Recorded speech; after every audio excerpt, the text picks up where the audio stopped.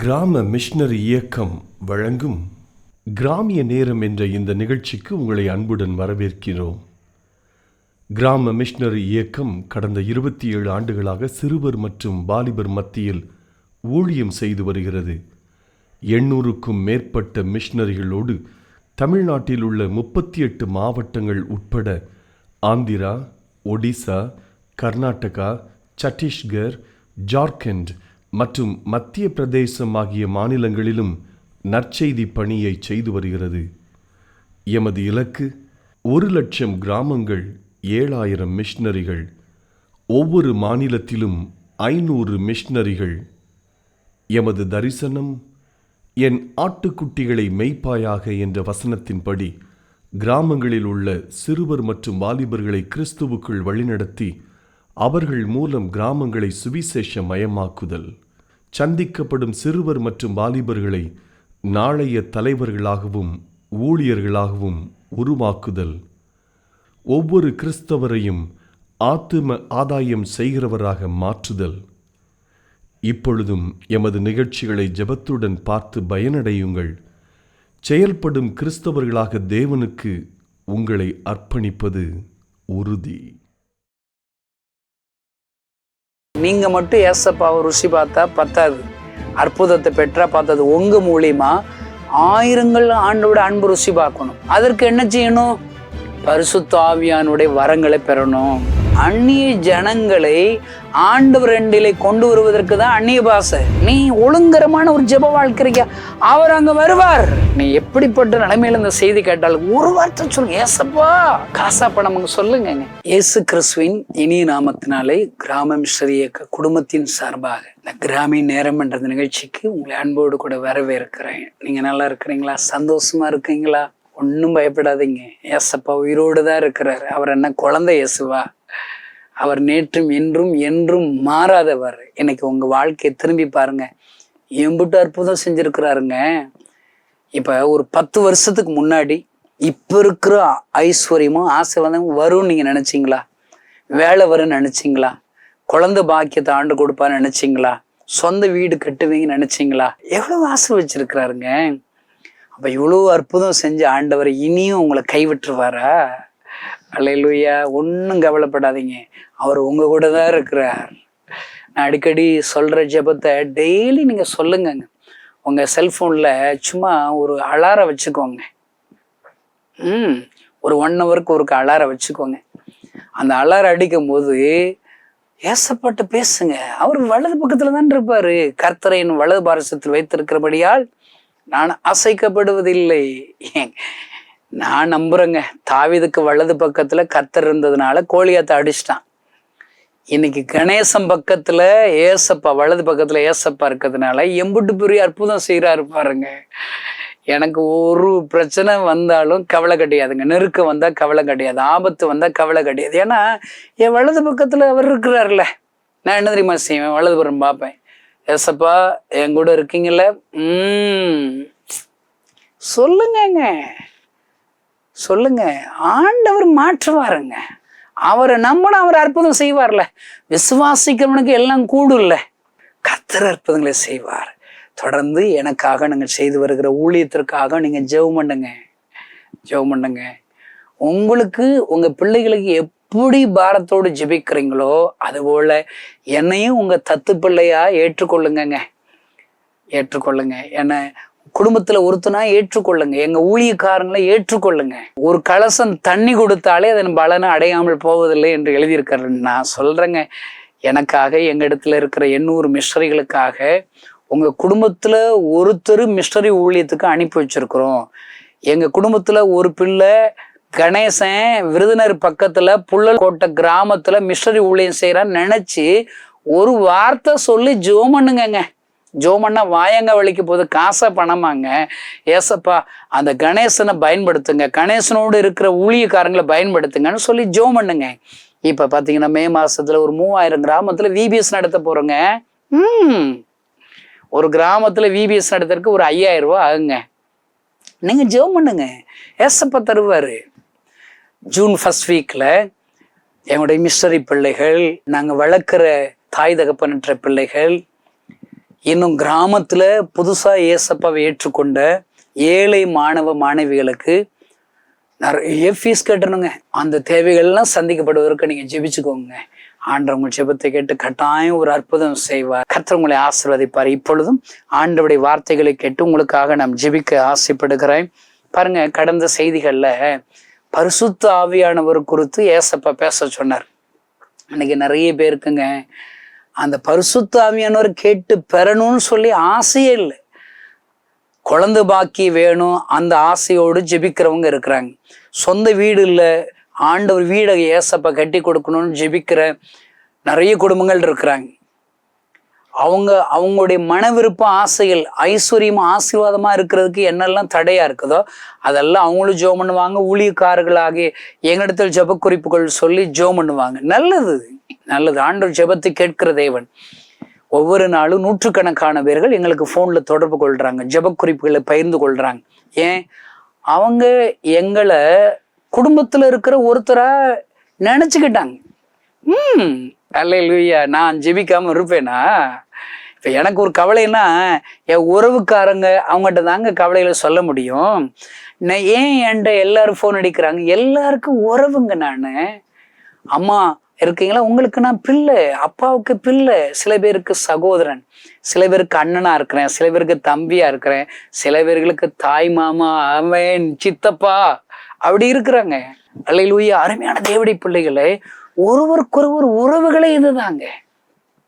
உங்க ஜெப குறிப்புகளுக்காக நான் ஜெபிக்கிறேன், நாங்க ஜெபிக்கிறோம். எங்களுக்காக நீங்க ஜெபம் பண்ணுங்க, ஆண்டவர் ஜெபத்தை கேட்பார்ல. அல்லேலூயா. பாருங்க, கடந்த செய்திகள்ல பரிசுத்த ஆவியானவர் குறித்து உங்கள்கிட்ட பேச சொல்லி இருக்கிறார். அப்படின்னா என்ன அர்த்தம்? உங்களுக்கு எல்லாரும் பரிசுத்த ஆவியானவரை தரணும்னு சொல்லி இந்த ஏசப்பா விரும்புறாருங்க. டேவிட் கணேசனாகி என்ன பரிசுத்த ஆவியினால் நிரப்பிட்டாரு. என்னாகும்? அவர்கள் ஆயிரக்கணக்கான ஜனங்களை, லட்சக்கணக்கான ஜனங்களுக்கு ஆண்டவருடைய வார்த்தைகளை சொல்லுகிற ஊழியக்காரனாக ஆண்டவர் என்னை பயன்படுத்தி கொண்டே இருக்கிறார். ஆமென். அல்லேலூயா. பாருங்கள், பரிசுத்த ஆவியானவரை நிரப்பினதுனால நன்மையை செய்கிறவராக சுற்றி திரிந்தார். பார்த்தீங்களா? நீங்க இந்த செய்தி கேட்குற நீங்க மட்டும் ஏசப்பாவை ருசி பார்த்தா பத்தாது, அற்புதத்தை பெற்றா பார்த்தது. உங்க மூலியமா ஆயிரங்கள் ஆண்டோட அன்பு ருசி பார்க்கணும், லட்சங்கள் ஆண்டோட அன்பு ருசி பார்க்கணும். அதற்கு என்ன செய்யணும்? பரிசுத்த ஆவியானுடைய வரங்களை பெறணும். பாருங்க, பைபிள்ல பாருங்களேன், இயேசு கிறிஸ்து 12 சீசர்களை வழி நடத்துறார். அடுத்து 70 பேரை கிராம ஊழியத்துக்கு பட்டணங்களுக்கு அனுப்பி வைக்கிற, எதிரே கிராமத்துக்கு அனுப்பி வைக்கிறார். அடுத்து 120 பேர் 3.5 வருஷத்துல இருக்கிறாங்க சீசர்கள். ஆண்டவர் பரமேறும் போது என்ன சொல்றாரு? நீங்க எருசலேமில காத்திருங்கள். எதற்காக? பரிசுத்த ஆவியினால் உங்களை ஊற்ற போகிறேன், அதை பெற்றுக்கொள்கிறவரை காத்திருங்க. 120 பேரும் ஆண்டவருடைய வார்த்தைகளை கேட்டு காத்திருக்கிறாங்க. ஆண்டவர் பிராமிஸ் பண்ணபடி, வாக்கு கொடுத்தபடியே பரிசுத்த ஆவியினால் நிரப்புகிறார். 120 பேர்களையும் தேவன் தம்முடைய வல்லமையினால் நிரப்புகிறார். அல்லேலூயா. நிரப்பி என்ன நடக்குது? இன்னைக்கு நிறைய திருச்சபைகளை பரிசுத்த ஆவியானவர்னால என்னன்னே தெரில. எல்லாரும் என்ன நினைச்சிட்டாங்க? பரிசுத்த ஆவியானவர் பெற்றா அந்நிய பாஷை பேசணும். அந்நிய பாஷை பேசினா என்னதுக்குங்க? அவ்வளவுதானா? நம்மாட்டு பேசிட்டு வீட்டுக்கு போய் கறி மீன் முட்டையும் சாப்பிட்டு தின்னுட்டு தூங்க வேண்டியதானே? அவ்வளவுதானா? பரிசுத்த ஆவியானவர் எதுக்குங்க? உங்களை பலப்படுத்தி, உங்களை வரங்களினால் வல்லமையினால் நிறைத்து, அடுத்து ஆயிரக்கணக்கான ஜனங்கள் ஆண்டவரை கண்டுகொள்வதற்கு உங்களை பயன்படுத்தணும்னு சொல்லி விரும்புகிறார். இந்த செய்தியை யாருக்கும் புரியலைங்க. அந்நிய பாஷை என்பது என்ன? அந்நிய ஜனங்களை ஆண்டவர் ரெண்டிலே கொண்டு வருவதற்கு தான் அந்நிய பாஷை. நான் அந்நிய பாஷை பேசிக்கிட்டே இருக்கிறேன்னு சொல்றேங்க. யாராவது இந்த செய்தி கேட்குறீங்களா? நான் உங்களுக்கு தாழ்மையா ஒரு வேண்டுகோள் சொல்றேங்க. போன வருஷம் ஃபுல்லா நீங்க அந்நிய பாஷை பேசுறீங்களா? அந்நிய பாஷை பேச ஆராதிச்சிங்களா? ஒருவரையாவது ரட்சிப்புக்குள்ள வழி நடத்துறீங்களா? ஒரு ஆத்துமாவது உங்க மூலியமா ரட்சிக்கப்பட்டு சபையில சேர்க்கப்பட்டாங்களா? அப்படின்னா நீங்க அந்நிய பாஷை இன்னும் நல்லா பேசுங்க. இல்ல பிரதர் இருந்தீங்கன்னா நீங்க அந்நிய பாஷையை பேசுறதை நிறுத்துங்க. நீங்க ஆண்டவர்கிட்ட போய் உட்கார்ந்து, நான் பேசுறது உண்மையாகவே பரிசுத்தாவுடைய பாஷையா, அந்நிய பாஷையா அப்படின்னு சொல்லி நீங்க சோதிச்சு பாருங்க. ஏன்னா என் பைபிள்ல, உங்க பைபிள்ல என்ன போட்டிருக்குன்னு எனக்கு தெரியாதுங்க. என் பைபிள்ல என்ன போட்டிருக்குதுன்னா, பரிசுத்த ஆவியினால் அந்நிய பாஷையில 120 வெள்ளை நிறைத்த உடனே பேதுரு எழும்பி பிரசங்கிக்கிறான். பைபிள்ல எல்லாத்தையும் பார்க்கணும், ஒரு ஓர கொள்கையை மட்டும் பார்த்துட்டே போகக்கூடாது. அங்க என்ன போட்டிருக்குது? பேதுரு எழும்பி பிரசங்கித்தான். அங்கு ஏறக்குறைய 3000 பேர்கள் ரட்சிக்கப்படுகிறார்கள், சபையிலே சேர்க்கப்படுகிறார்கள். ஐயா, அருமையான தேவனுடைய பிள்ளைகளை, பரிசுத்த ஆவியானவர் எதற்காக கொடுக்கப்படுகிறது? தெரு பிரசங்கம் பண்ணணும். இந்த செய்தி கேட்குற நீங்க அன்னை பாஷை பேசுறீங்களா? அப்படின்னா நீங்க தெரு பிரசங்கம் பண்ணியிருக்கீங்களா? தெருவில் இருந்து இயேசுவை ரட்சகர் என்று அறிவித்திருக்கிறீர்களா? இயேசு உயிரோடு இருக்கிறார் என்று அறிவித்திருக்கிறீர்களா? அதை கேட்டு ரட்சிக்கப்பட்டிருக்காங்களா? சரி, தெரு பிரசங்கம் பண்றதுக்கு உங்களுக்கு வாய்ப்புகள் இல்லையா? பரவாயில்ல. நீங்க வேலை பார்க்குற இடத்துல இயேசுவை பிரசங்கித்திருக்கிறீர்களா? சாட்சியாக நின்று இருக்கிறீர்களா? இதாங்க ரகசியம்.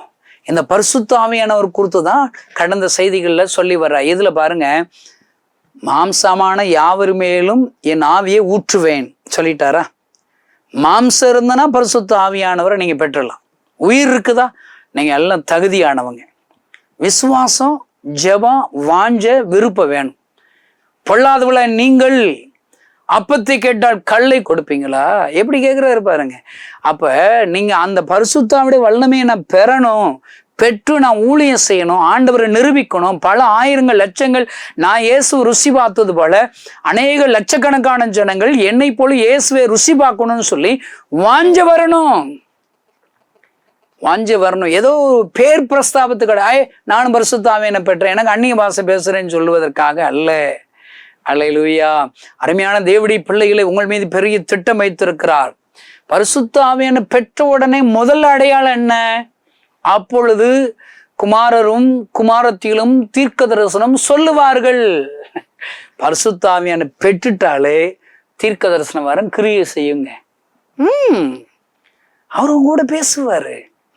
என் ஆடுகள் என் சத்தத்துக்கு செவி கொடுக்கும், காதுள்ளவன் கேட்க கடவன். அல்லேலூயா. நான் சொல்றேன், உங்கள்கிட்ட கேட்குறேங்க. இப்போ என்னுடைய மனைவி ஃபோன் பண்ணுறா. அவளுடைய செல்ஃபோன்ல இருந்து பண்ணா நான் அவளுடைய ஃபோட்டோ வச்சிருப்பேன் பாருங்க. என் ஒய்ஃப் எனக்கு ரொம்ப பிடிக்கும். அல்லேலூயா. உலகத்திலேயே ஒரு பெரிய ஒரு அழகியார்னா என் ஒய்ஃப் தான். அப்படி நான் நினைக்கிறேன். இந்த செய்தியை கேட்குற எல்லா புருஷங்களும் அப்படி நினைங்க. உங்க ஒய்ஃபை பார்த்து உலகத்திலேயே அழகி நீதான்னு ஒருக்க சொல்லுங்க. 2 ஆம்லேட்டு எக்ஸ்ட்ரா கிடைச்சாலும் கிடைக்கும். அல்லேலூயா. பாருங்க, அவ செல்ஃபோனு சுவிட்ச் ஆஃப் ஆயிடுச்சு. இப்போ வேற ஒரு செல்ஃபோன்ல இருந்து ஃபோன் அடிக்கிறான். நான் இப்போ ஃபோன் அடிக்கும் போது பிரசங்கம் முடிஞ்சிருச்சா, எங்கே வந்துக்கிட்டு இருக்கிறீங்க, எப்படி இருக்கிறீங்க, சாப்பிட்டீங்களா சாப்பிடலையா அப்படி கேட்குறாங்கன்னு வச்சுக்கோங்களேன். நான் சொல்கிறேன், ஹலோ சிஸ்டர், உங்களை யாருன்னே தெரிலையே, உங்கள் குரல் எங்கேயோ கேட்டாப்புல இருக்குது. ஆமாம், நீங்கள் யாருன்னு நான் கேட்க முடியுமா? செருப்படி உள்ளுங்க. என் ஒய்ஃபுடைய குரல் எனக்கு பரிச்சயம். ஏன் பேசி பேசி பழகி என்னுடைய ஒய்ஃபுடைய குரல் எனக்கு பரிச்சயம் ஆயிடுச்சு. எந்த இடத்துல என் ஒய்ஃபு சத்தம் பட்டு கூப்பிட்டாலும் என்னுடைய மனைவி குரல் எனக்கு தெரியும். எனக்கு 3 பெண் பிள்ளைகள் இருக்காங்க, எனக்கு ஒரு பையன் இருக்கிறான், நான் வளர்க்குற அநேக பிள்ளைகள் இருக்கிறாங்க, என்னுடைய மிஸ்டரி தலைவர்கள் இருக்கிறாங்க, நான் நேசிக்கிற நண்பர்கள் இருக்கா. அவன் எல்லாருடைய குரல் எனக்கு பரிச்சயம். ஏன்? அவளோடு கூட நான் பழகுற நேரம் செலவழிக்கிறேன். இந்த செய்தி கேட்கிற சகோதரனே சகோதரியே, நீ என் ஆண்டவருடைய சத்தத்தை கேட்க விரும்புகிறாயா? அவருடைய பிள்ளையா மாறிட்டியா? பரிசுத்தாவுடைய அபிஷேகத்தில் நிரப்பப்பட்டியா? தீர்க்க தரிசனம் சொல்லலாம். அப்படின்னா என்ன? அவர் சொல்றத நீ கேட்பப்பா. அவருடைய குரல் உனக்கு தெரியும். அவர் எப்படி பேசுவார், எந்த மாதிரி பேசுவார், அதெல்லாம் நீ ஆராயாத.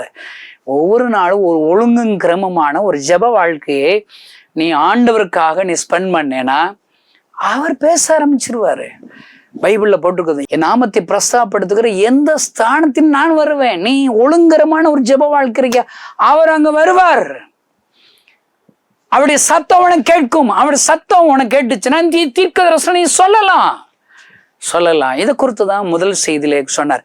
இன்னைக்கு அடுத்த அடையாளம் பாருங்க, வாலிபர்கள் தரிசனம் அடைவார்கள், தரிசனங்களை அடைவார்கள். இது ஒரு அடையாளம். நான் சொல்றேன், வாலிபர்கள் தான் தரிசனம் அடைவான். நான் வயசாயிருச்சு அப்படி நினைக்காதீங்க, நான் சின்ன பிள்ளைய நினைக்காதீங்க. நீங்க எப்படி நினைக்கிறீங்களோ அப்படிதாங்க. நீ வாலிபன் நினைக்கிறீங்களா, வாலிபன் தான். காளை விட்ட போய் கேளுங்க, மலை நாட்டு எனக்கு தாருங்கிறான். அவன் வாலிபன் போல விரும்புறான். அல்லேலூயா. தரிசனம் அடைவார்கள். நான் சொல்றேங்க, 27 வருஷமா ஏசப்பாவுடைய ஊழியத்தை செய்கிறேங்க. தொடக்கம் நான் மட்டும்தாங்க. நான் ஏன் இந்த ஊழியத்தை செய்ய தொடங்கினேன்? யாரும் சொல்லி கொடுக்கலங்க. ஊழியன்னா என்னன்னே தெரியாதுங்க. நான் முழு நேர ஊழியம் செய்ய ஆரம்பிக்கும் என் முழு பைபிளே கிடையாதுங்க. பழைய ஏற்பாடு புதிய ஏற்பாடு 2 பிரிவு தெரியும். எனக்கு ஏசப்பா பத்தி 2 விஷயம் தெரியுங்க. ஏசப்பா எனக்கு உயிர் கொடுத்தாருங்க. சாக கடந்தங்க. டாக்டர் என்ன கைவிட்டுட்டாங்க இறுதி வியாதினால. ஏசப்பாட்ட வந்து ஜெபம் பண்ண, ஏசப்பா எனக்கு உயிர் கொடுத்தாருங்க. இந்த செய்தி கேட்கிற நண்பர்களை, நீ எப்படிப்பட்ட நிலைமையில இந்த செய்தி கேட்டாலும் ஒரு வார்த்தை சொல்லுங்க, ஏசப்பா. காசா பணம் சொல்லுங்க, ஏசப்பா எனக்கு ஒரு அற்புதம் செய்யுங்க. உங்க பிரச்சனைகளை சொல்லுங்க, அழுங்க, ஆண்டவர் அற்புதம் செய்வாருங்க. இந்த கணேசன் கண்ணீரை ஏசப்பா தொடச்சாருங்க. என் கண்ணீரை தொடச்சி ஏசப்பா ஒரு நாள் என் கண்களினால பார்த்த போது உலகத்துல இருக்கிற எல்லா ஜனங்களுக்கு அவர் அழுது கொண்டே இருந்தார். ஐயா, என் கண்ணீரை தொடச்ச ஆண்டவர் கண்ணீர் வடிக்கிறாரா?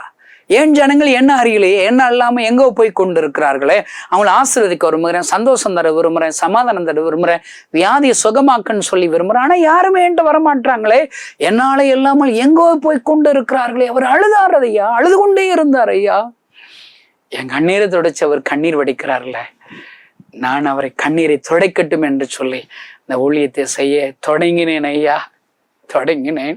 என் ஆண்டு மீது வைத்திருக்கிற அன்பினாலே தொடங்கினேன்.